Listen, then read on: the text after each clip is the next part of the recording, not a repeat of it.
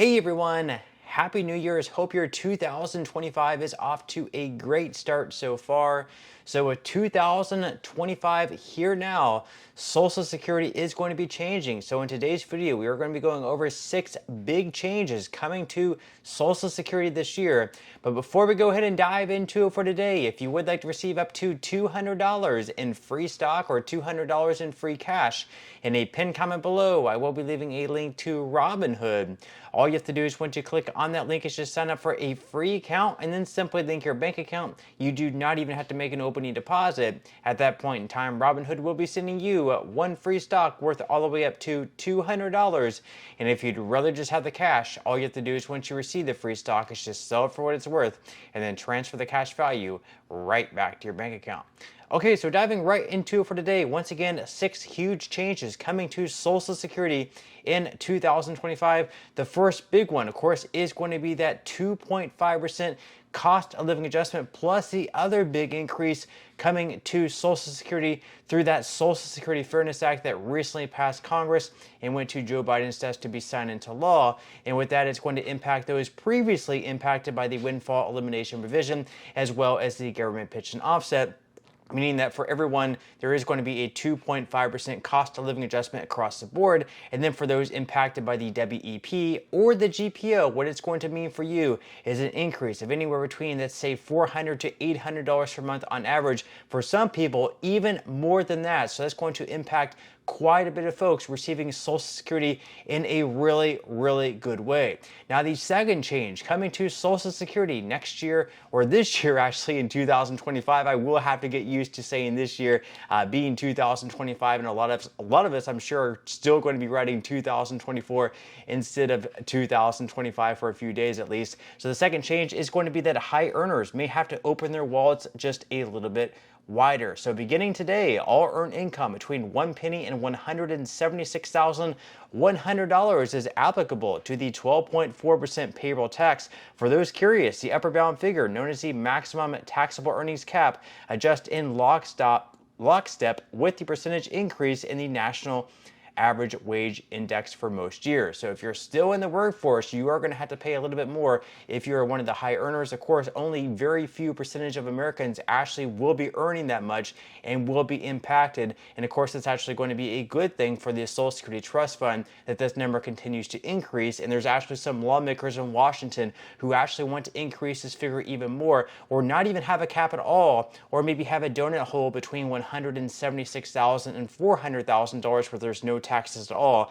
and then anything above $400,000 once again will be taxed into the Social Security Trust Fund. Now, the third change coming to Social Security this year in 2025 is that the maximum monthly benefit at full retirement age is going to be rising.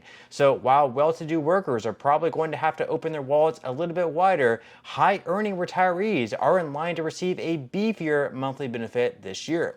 So in 2024, the maximum monthly benefit for a worker at the full retirement age was $3,822.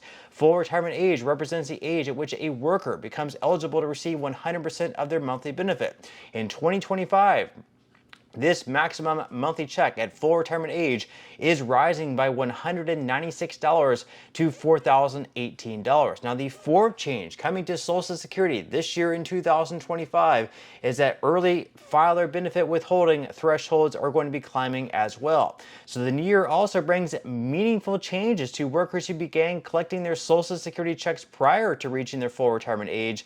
And the Social Security program encourages retirees to wait to claim their payouts with a financial incentive. So for every year a worker waits to begin collecting their payout, beginning at age 62 and continuing all the way until age 70, their monthly benefit can grow by as much as 8% per year. But for the earliest filers at age 62, it means accepting a permanent reduction to their monthly payout of 25% to 30% depending on their birth year. But this isn't the only potential penalty for early filers. The retirement earnings test allows the SSA to withhold some or all of an early filer's benefits depending on their income. Early filers who didn't reach their full retirement age in 2024 had $1 in benefits withheld for every $2 in earned income above $22,320, which works out to $1,860 per month. This year, early filers who won't hit their full retirement age can earn up to $23,400 or $1,950 per month without any withholding kicking in. The withholding threshold is markedly different for workers who will reach their full retirement age at some point in 2025. For this category of early filers, $1 in benefits can be withheld for every $3 in earned income above $62,160 or $5,180 per month in the current year. This is up from $59,520 or $4,960 per month in 2024. And of course, once you reach the full retirement age, you can earn as much money and you won't have anything withheld from your Social Security benefits. Now, the fifth change coming to Social Security this year in 2025 is that income thresholds for workers with disabilities are also going to be increasing. So early filers aren't the only category of beneficiaries set to see changes in income thresholds in the new year. The program's more than 7.2 million workers with disabilities also have earned income ceilings they'll want to be aware of. So last year, non-blind workers with disabilities were allowed to earn up to $1,550 per month without having their payouts halted by the SSA. In the new year, however, they will be allowed to earn $70 more per month or $1,620 without having their disability benefits being stopped. This year-over-year nominal dollar increase is even more pronounced for blind workers with disabilities. So with them, the ability to generate earned income without having Social Security disability benefits seized increases by $110 per month in the current year, all the way up to $2,700 for blind workers with disabilities. Then finally, the sixth change, the last change, at least in this video, coming to Social Security this year in 2025, is that it will be incrementally tougher to qualify for a Social Security benefit. So last but certainly not least, it's going to be just a little bit tougher for workers to qualify for Social Security coverage, which includes potential retirement, survivor, and disability benefits. Despite what you may have read or heard elsewhere, Social Security benefits aren't a right or a given just because you're an American citizen. Benefits are traditionally earned through work with a cumulative 40 lifetime work credits needed to receive a retired worker benefit. A maximum of 4 credits can be earned per year, so it's going to be 10 years at least to earn those 40 credits.